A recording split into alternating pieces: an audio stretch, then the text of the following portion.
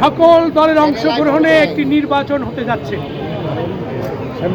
জুলাই বিপ্লবের মধ্য দিয়ে রক্তস্নাত রাজপথ দিয়েই গণতন্ত্রের যে অভিযাত্রা শুরু হয়েছে, আজকে তার সূচনা দিন। আমরা খুবই আনন্দিত। দেশের মানুষও এই দিনটির অপেক্ষায় ছিল। RICL TMX, যুগের পর যুগ স্থাপনা থাকে মজবুত।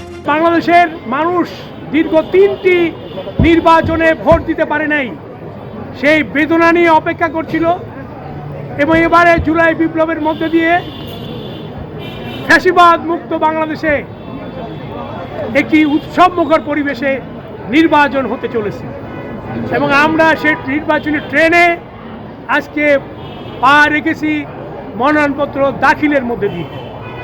এবং মহান রব্বুল আলামিনের প্রতি আমাদের কৃতজ্ঞতা, শুকরিয়া যে তিনি এই সুন্দর পথটি তৈরি করে দিয়েছেন রক্তস্নাত রাজপথের মধ্যে দিয়ে, জুলাই বিপ্লবের মধ্যে দিয়ে এবং 16 বছরের গণতান্ত্রিক আন্দোলনের যোদ্ধাদের রক্তের বিনিময়ে নতুন বাংলাদেশ।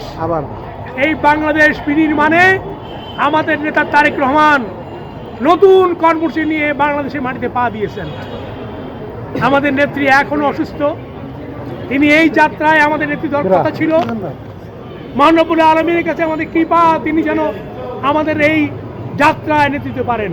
আমরা একটি মানবিক বাংলাদেশ, একটি উন্নয়নের বাংলাদেশ, একটি শান্তির বাংলাদেশ গঠনের জন্য এই যাত্রা শুরু করেছি। আল্লাহ যেন আমাদের কামিয়াব করেন এবং আমরা বিএনপি ঐক্যবদ্ধভাবে জনগণকে ঐক্যবদ্ধ করে সকল অপশক্তির বিরুদ্ধে আমাদের বিজয়কে আমরা সুনিশ্চিত করতে চাই।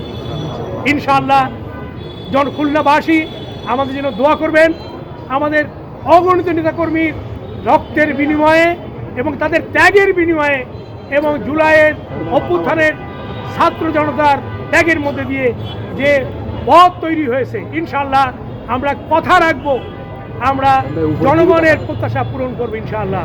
এখানে কোনো অন্যায় থাকবে না, অনিয়ম থাকবে না, অত্যাচার থাকবে না, দুর্নীতি থাকবে না, চাঁদাবাজি থাকবে না, দখল থাকবে না এবং মানুষের শান্তির বাংলাদেশ গঠনে যে শপথ আমরা নিয়েছি, আল্লাহ যেন আমাদের সেই শক্তি দান করেন।